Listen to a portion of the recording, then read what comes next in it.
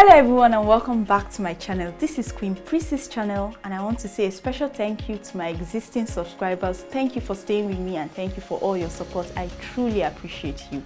If you're new to this channel, please do not forget to like, share, subscribe and turn on the notification bell so that you get to know when I drop a post. And please do it now. God bless you. In today's episode, we'll be discussing a very important and amazing concept, which is resilience. To start with, what is resilience?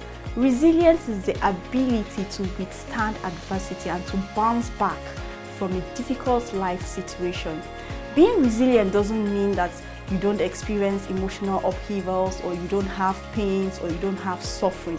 However, it involves the ability to keep pushing even when you're having those pains, even when you're having emotional traumas and stresses. It's the ability to keep on doing what you're doing without flinching. Going forward, we'll be speaking about character traits of resilient people. When you see yourself exhibiting one or most of these, then you know you're a resilient person and that's a plus for you. Firstly, optimism. Resilient people are optimistic. They see the light at the end of the tunnel. They think about positivity. They think positive at all times or most of the time.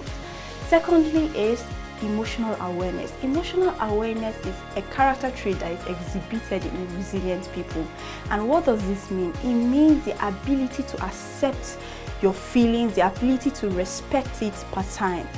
Another one, which is the third one, is control of self. Self-control is something that we can't overemphasize.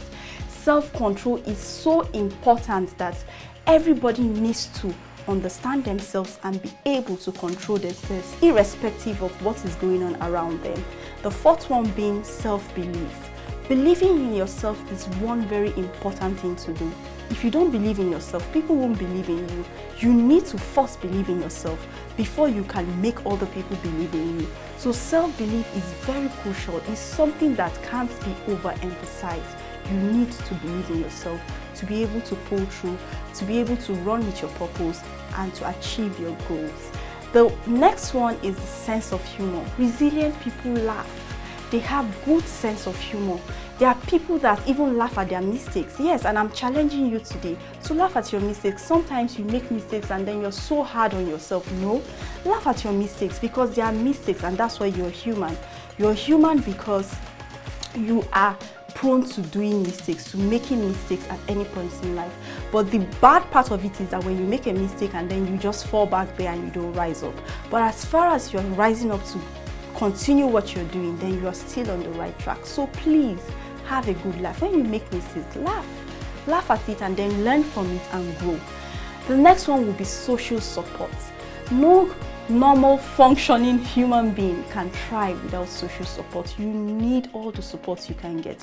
You need your family, you need good friends, you need good colleagues, you need people to work with, because as a human being you need to interact with people. You need to be relational. You need to relate with people to be able to function well as a normal person.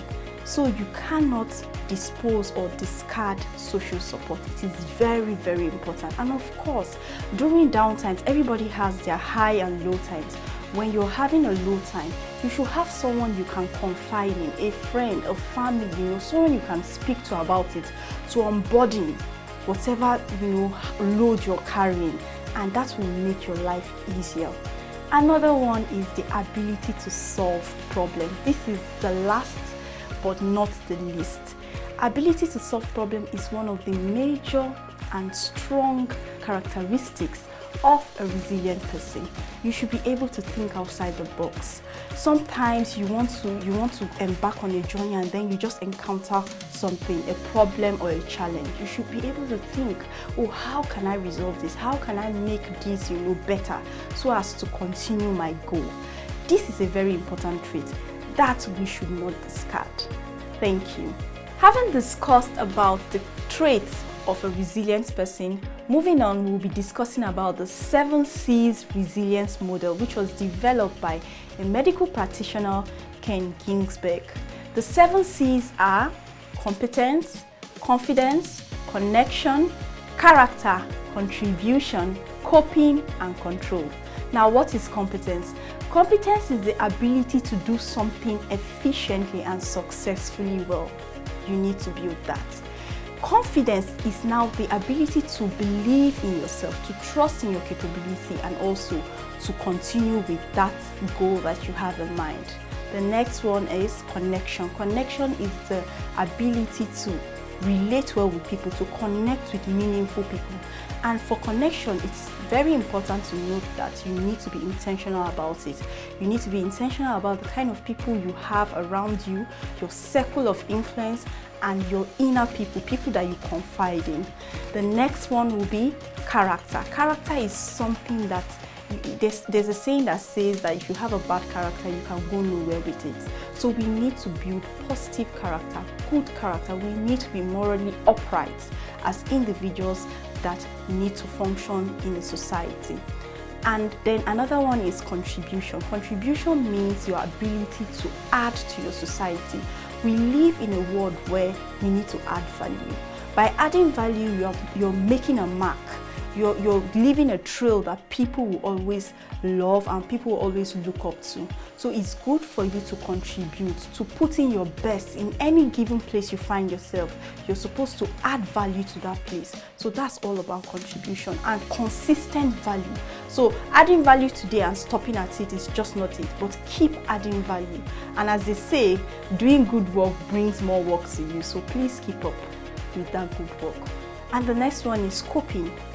Coping is the ability to adapt. So adaptability is coping, and not everybody can adapt or adapt to changes.